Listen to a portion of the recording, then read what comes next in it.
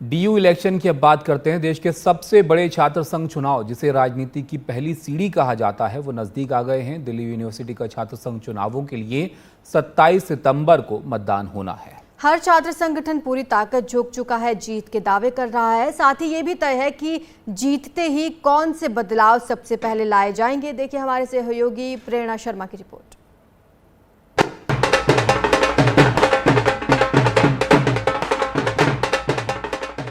दिल्ली विश्वविद्यालय में चुनाव की सरगर्मी चरम पर है।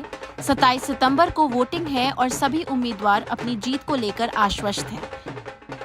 4 पदों के लिए कुल 21 प्रत्याशी मैदान में हैं।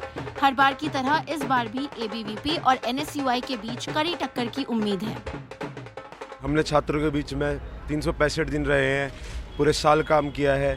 हम अपने काम के आधार में बीच में आते हैं, ना कि दबदबे के आधार पर। छात्र हमें पसंद कर रहे हैं, अपने विचार हम तक पहुंचा रहे हैं, अपना समर्थन हमें दे रहे हैं, अपना प्यार हमें दे रहे हैं। हम अब की बार 4-0 करने जा रहे हैं। ये दिल्ली विश्वविद्यालय के छात्रों की आवाज़ है। कांग्रेस से जुड़ा छात्र संगठन एनएसयूआई भी पूरी तैयारी के साथ मैदान में है। उसकी तरफ से रौनक खत्री, लोकेश चौधरी, यश नंदाल, नम्रता जैफमीना दावेदारी पेश कर रहे हैं। उनका दावा है कि इस बार चारों सीटों पर जीत का परचम एनएसयूआई ही लहराएगा। तो अब की बार डीयू के अंदर बदलाव, डीयू के अंदर काम की बात और काम की राजनीति होगी।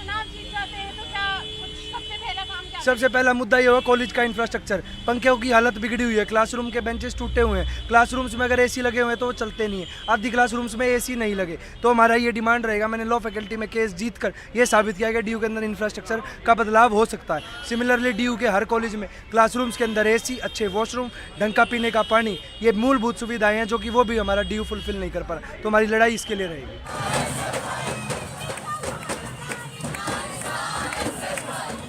इस बार लेफ्ट फ्रंट आयसा एसएफआई के साथ गठबंधन कर चुनावी मैदान में है। उम्मीदें इस बार यही है कि दिल्ली का जो स्टूडेंट है दिल्ली यूनिवर्सिटी का, वो इस बार इशू बेस्ड पॉलिटिक्स को चुनेगा, मनी मसल मॉडल को रिजेक्ट करेगा, एबीवीपी एनएसयूआई का जो पैसे का दबदबा है उसको रिजेक्ट करेगा और आइस और एसएफआई जैसे संगठन को चुनेगा। अगर आप जीत जाती है तो सबसे पहला कदम क्या होगा? सबसे पहला कदम होगा जेंडर जस्टिस के लिए। हम देखते हैं कैसे यहाँ पे धज्जियाँ उड़ी हुई है जेंडर जस्टिस की। आईसीसी फंक्शनल नहीं है, इंटरनल कंप्लेंट्स कमेटी नहीं चलती है, जेंडर सेंसिटाइजेशन सेल्स नहीं है, तो वो सबसे पहला कदम होगा।